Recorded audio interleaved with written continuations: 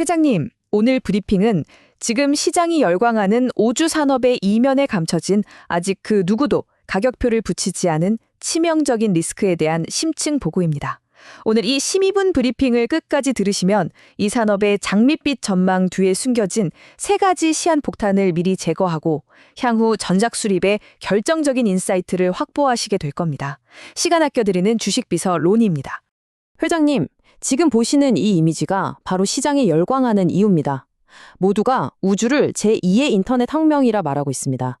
지상에 케이블을 까는 것이 아니라 저궤도라는 새로운 영토에 보이지 않는 데이터 고속도로를 건설하는 그야말로 거대한 인프라 투자 기회로 보고 있는 것이죠. 이건 단순한 과학 탐사가 아닙니다. 하늘이라는 새로운 대륙에서 데이터라는 석유를 실어나를 파이프라인을 누가 먼저 까느냐를 두고 벌어지는 거대한 경제전쟁의 서막입니다. 그리고 이 숫자가 바로 그 전쟁의 판돈입니다. 2035년, 불과 10년 뒤에 우주 산업의 가치가 1조 8천억 달러, 우리 돈으로 약 2,400조 원에 달할 것이라는 전망입니다. 회장님, 2,400조 원이라는 숫자가 쉽게 와닿지 않으실 겁니다. 이건 현재 전 세계 반도체 시장 전체를 합친 것과 맞먹는 그야말로 천문학적인 규모입니다. 이 어마어마한 숫자 때문에 지금 월스트리트의 모든 자금이 우주를 새로운 골드러시라고 부르며 깃발을 꽂기 위해 무섭게 돌진하고 있는 것입니다. 그럼 본격적인 리스크 분석에 앞서 시장이 왜 이렇게 흥분하고 있는지 그 표면적인 이유부터 빠르게 짚어보겠습니다. 이건 시장의 통념, 즉 모두가 알고 있는 좋은 이야기입니다. 하지만 이 이야기를 알아야만 우리가 놓치고 있는 것들이 무엇인지 명확해집니다. 시장을 움직이는 동력은 명확히 세 가지입니다. 첫째, 재사용 로켓 기술 덕분에 우주로 화물을 보내는 운송비가 과거 대비 10분의 1 이하로 폭락했습니다. 이건 마치 과거 대항해 시대에 배 만드는 비용이 10분의 1로 줄어든 것과 같은 물류혁명입니다. 둘째, 위성의 가치가 바뀌었습니다. 과거에는 단순 통신 중계기였다면 지금은 데이터를 수집하고 처리하는 하늘 위 AI 데이터 센터가 되었습니다. 그 자체로 엄청난 부가가치를 창출하기 시작한 거죠. 마지막으로 미중 패권 경쟁 속에서 우주 인프라 장악이 곧 국가 안보의 핵심이 되면서 각국 정부가 천문학적인 자금을 쏟아붓고 있습니다. 우주가 제5의 전쟁 영역이 된 겁니다. 이 세 가지가 맞물리면서 전례 없는 성장을 이끌고 있는 것이죠. 자, 여기까지가 시장이 보는 긍정적인 측면입니다. 이제부터가 오늘 보고의 진짜 핵심, 즉 시장이 애써 외면하고 있는 세 가지 숨겨진 비용에 대한 이야기입니다.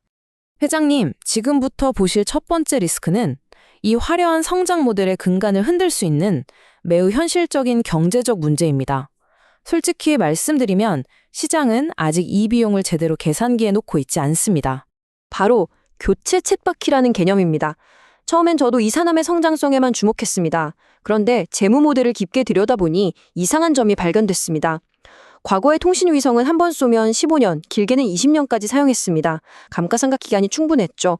하지만 지금 저궤도 위성들은 기술적 한계 때문에 고작 5년에서 7년밖에 쓰지 못합니다. 회장님, 이게 무슨 의미겠습니까? 이건 마치 수십억을 들여 최신 공장을 지었는데 5년마다 공장 전체를 허물고 똑같은 걸 새로 지어야만 생산이 유지되는 것과 같습니다. 성장을 위한 투자가 아니라 현상 유지를 위해 막대한 비용을 계속 쏟아부어야 하는 구조적 결함입니다.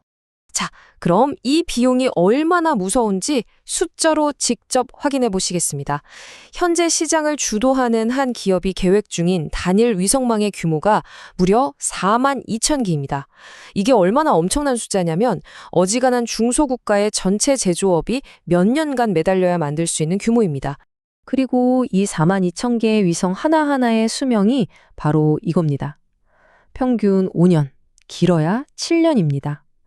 이 짧은 수명이 바로 모든 문제의 시작점이자 이 비즈니스 모델의 가장 치명적인 아킬레스건입니다. 회장님, 여기서 화면을 잠깐 멈추고 이 숫자에 주목해 주십시오. 42,000기를 5년 수명으로 단순 계산하면 네트워크가 멈추지 않게 하기 위해 매년 교체해야 하는 위성의 수가 무려 8,400기입니다. 1년에 8,400기, 이걸 365일로 나누면 하루에 약 23개씩, 우리가 잠자는 시간에도 매 시간마다 새로운 위성을 공장에서 찍어내고 발사하고 궤도에 올려야 한다는 뜻입니다. 이것은 공상과학 영화 이야기가 아니라 이 사업 모델을 유지하기 위한 냉혹한 현실의 숫자입니다. 그래서 그 비용을 계산해 봤습니다. 위성 한 기당 제작 및 발사 비용을 업계 최저 수준인 150만 달러로 아주 보수적으로 잡아도 매년 8,400개를 교체하는 데 필요한 돈이 126억 달러, 우리 돈으로 약 17조 원이 넘습니다. 회사님, 다시 한번 강조하지만 이 17조 원은 사업 확장을 위한 투자금이 아닙니다. 아무것도 하지 않고 작년과 똑같은 서비스를 유지하기 위해 매년 영원히 들어가야 하는 유지보수 비용입니다. 시장은 환호하지만 저희는 여기서 냉정해져야 합니다. 과연 어떤 기업이 매년 17조 원이라는 현금을 태우면서 지속 가능할 수 있을까요? 이것이 바로 시장이 눈 감고 있는 첫 번째 폭탄, 교체 쳇바퀴의 비용입니다. 자, 내용이 좀 깊어지는데 괜찮으시죠? 이 부분이 제일 중요해서 그렇습니다. 두 번째 리스크는 경제적 문제를 넘어섭니다. 아직 그 누구도 책임지지 않고 있는 환경 비용, 즉 우리 머리 위 하늘에 대한 오염 문제입니다. 스위스 취리흐 연방공과대학의 이 경고는 단순한 환경단체의 목소리가 아닙니다. 세계 최고의 공학자들이 데이터에 기반해서 보내는 강력한 시그널입니다. 즉, 이 산업의 성장이 우리가 숨쉬는 하늘의 근본적인 화학 구조를 바꿔버릴 수 있다는 매우 심각한 경고입니다. 숫자가 많아서 복잡해 보이시겠지만 딱 하나만 기억하시면 됩니다. 바로 오염의 방식이 다르다는 점입니다. 지상의 공장과 자동차가 내뿜는 오염물질은 대륙권에 머물다 비에 씻겨 내려갑니다. 하지만 로켓과 위성은 다릅니다. 이 표를 보시면 염소가스, 블랙카본, 산화알루미늄 같은 독성 물질들을 오존층에 있는 성층권에 직접 분사합니다. 이건 마치 사람의 폐에 직접 도극물을 주사하는 것과 같습니다. 특히 수명이 다한 수천 개의 위성이 매년 대기권에 재진입하며 타버릴 때 나오는 이 산화알루미늄 나노 입자는 오존을 파괴하는 강력한 촉매 역할을 하는 것으로 밝혀지고 있습니다. 그리고 이 문제를 최악으로 만드는 것이 바로 이 그래프의 가파른 기울기입니다. 2019년 100회도 안 되던 전 세계 발사 횟수가 불과 10여 년 만인 2030년에는 2000회 이상으로 폭증할 것으로 예상됩니다. 이건 산술적인 증가가 아니라 기하급수적인 폭발입니다. 왜 이렇게 늘어날까요? 바로 앞에서 말씀드린 교체 쳇바퀴 때문입니다. 네트워크를 유지하려면 계속 쏠 수밖에 없는 구조인 거죠. 즉, 성층권에 독극물을 주사하는 횟수가 앞으로 수십 배로 늘어난다는 의미입니다. 결정적으로 성층권에는 비가 내리지 않습니다. 정화작용이 없다는 뜻입니다. 한번 주입된 오염물질은 씻겨 내려오지 않고 수십 년간 그 자리에 머물며 계속 쌓입니다. 이건 밑 빠진 독에 물을 붓는 게 아니라 마개로 꽉 막힌 병에 독극물을 계속 붓는 것과 같습니다. 언젠가는 반드시 넘치게 되어 있습니다. 이 환경 비용은 아직 어떤 기업의 재무제표에도 반영되어 있지 않지만 언젠가 인류 전체의 청구서로 돌아올 두 번째 시한폭탄입니다. 마지막 세 번째 리스크는 지정학적 문제입니다. 회장님, 좋은 말만 하는 건 간신입니다. 저는 이 데이터 고속도로가 건설하는 미래가 어쩌면 신제국주의의 모습일 수 있다는 아주 불편한 진실을 보고 드려야 합니다. 데이터 식민주의라는 이 용어에 주목하셔야 합니다. 과거 서구 열강들이 아프리카와 아시아에서 고무와 향신료 같은 원자재를 헐값에 가져가 본국에서 불을 쌓았던 것과 똑같은 구조입니다. 이제 그 원자재가 데이터로 바뀌었을 뿐입니다. 그리고 그 데이터를 실어 나르는 독점적인 파이프라인이 바로 이 위성 네트워크입니다. 이 이미지를 다시 봐주십시오. 시장은 이 데이터 고속도로가 전 세계를 평등하게 연결한다고 말하지만 저희는 이것이 특정 국가와 기업에 의한 통제의 도구가 될 수 있음을 직시해야 합니다. 이 고속도로의 소유권, 데이터의 통행료, 그리고 데이터의 최종 목적지는 모두 소수의 북반구 기업들이 쥐고 있습니다. 이걸 뒤집어서 생각하면 정말 소름 돋는 결과가 나옵니다. 인터넷 접속의 대가로 한 국가의 모든 데이터 주권을 넘겨주는 상황이 발생할 수 있다는 겁니다. 이 불평등은 세 가지 차원에서 구체화됩니다.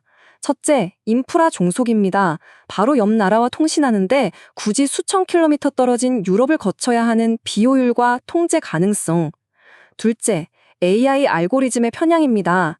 북반구 데이터로 학습된 AI가 제3세계에 적용될 때 발생하는 문화적, 인종적 편견의 문제입니다. 그리고 가장 중요한 셋째, 경제적 착취입니다. 아프리카 사용자들이 만들어낸 막대한 데이터 가치가 현지 경제에 재투자되는 것이 아니라 전부 실리콘밸리의 빅테크 기업들로 빨려 들어가는 구조입니다. 이것은 지속 가능한 모델이 아니며 언젠가 큰 정치적 반발과 규제 장벽에 부딪힐 수밖에 없는 세 번째 폭탄입니다. 자, 여기까지 세 가지 숨겨진 비용을 모두 살펴봤습니다. 경제적 쳇바퀴, 환경적 부채, 그리고 지정학적 갈등. 그렇다면 이 문제들은 어떻게 귀결될까요? 결국 규제라는 피할 수 없는 심판의 시간으로 이어질 수밖에 없습니다. 규제 논의의 가장 유력한 기폭제는 바로 이 캐슬러 증후군이 될 겁니다. 우주 쓰레기들이 연쇄적으로 충돌하면서 특정 궤도 전체를 수백, 수천 년간 못 쓰게 만드는 최악의 시나리오입니다. 이건 고속도로에서 대형 추돌 사고가 나서 도로 자체가 영원히 폐쇄되는 것과 같습니다. 한 기업의 파산이 아니라 우주라는 인류 공동의 자산 전체가 파멸하는 것을 의미합니다.